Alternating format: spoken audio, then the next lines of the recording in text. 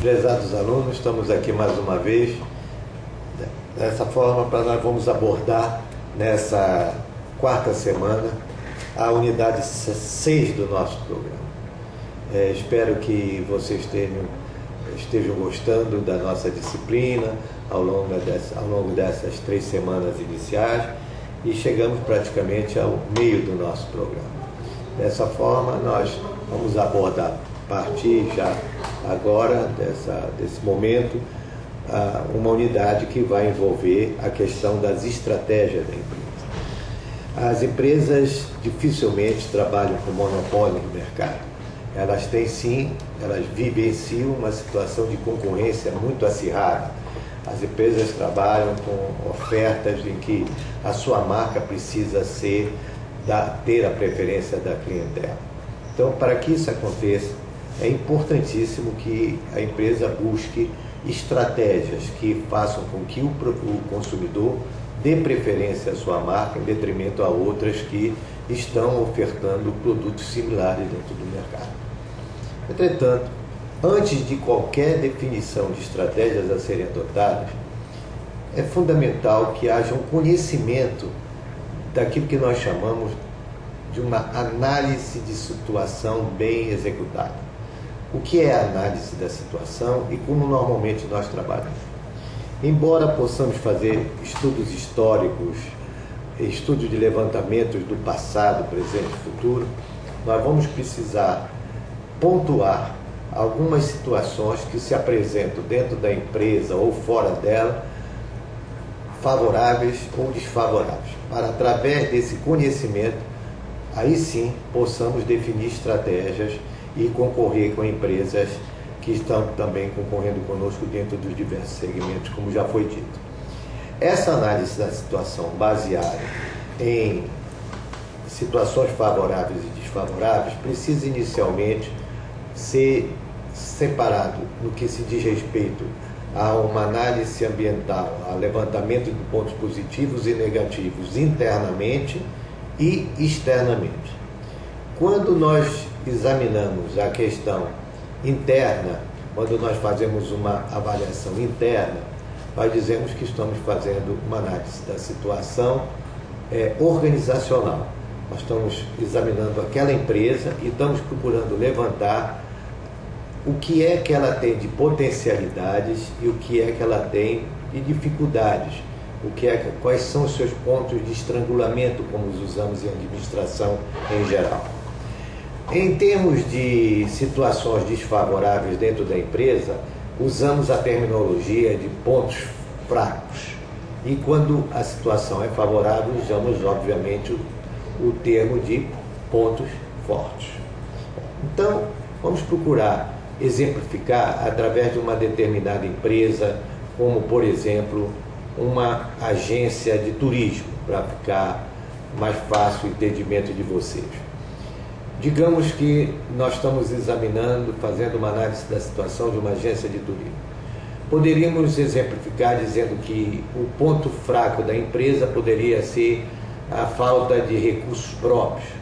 Então, a empresa vivenciando naquela ocasião, isso logicamente é hipotético, mas está vivenciando uma situação desfavorável, que seria um ponto fraco que ela estaria vivendo, que seria a falta de recursos próprios. Vejam bem, desde já, uma projeção para o que virá mais adiante.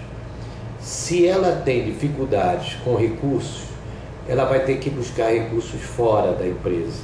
Então, quando nós criarmos estratégias, nós vamos ter que pensar em que estratégia poderá ser buscada, qual será criada, para que a empresa, carente de recursos seus, possa, no mercado, vir a conquistar parcerias, através de parcerias ou através de financiamento, se necessário for, recursos para poder vingar resultados que ela quer alcançar durante aquele período.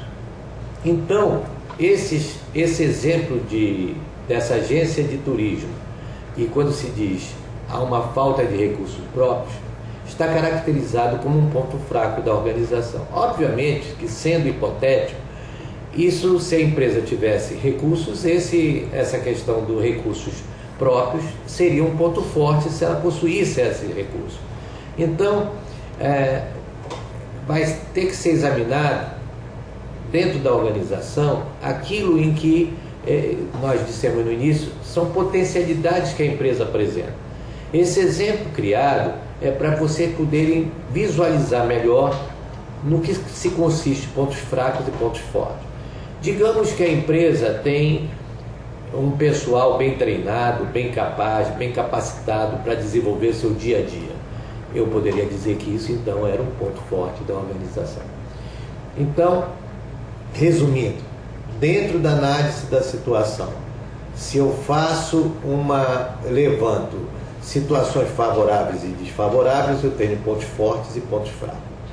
Quando nós examinamos fora da organização, eu já não examino mais o ambiente organizacional.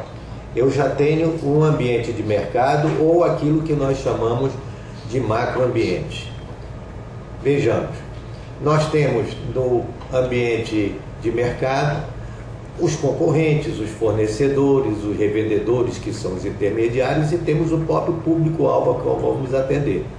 Então, tudo que acontece nesse ambiente de mercado, e eu não posso me esquecer de que a empresa também faz parte desse ambiente de mercado, embora eu a examine isoladamente, esse ambiente de mercado pode transparecer em alguns momentos situações muito mais favoráveis ou vice-versa, situações muito mais desfavoráveis. Isso me dará uma análise do ambiente que vai me favorecer ou me dificultar na comercialização desses meus produtos ou serviços. Só que no ambiente externo, quer seja no ambiente de mercado, quer seja a nível de macroambiente, que são as variáveis macros que afetam esse mercado, eu não uso mais a terminologia de pontos fracos e pontos fortes. Eu uso mais a terminologia de ameaças ambientais ou ameaças mercadológicas e oportunidades. Vamos a um exemplo.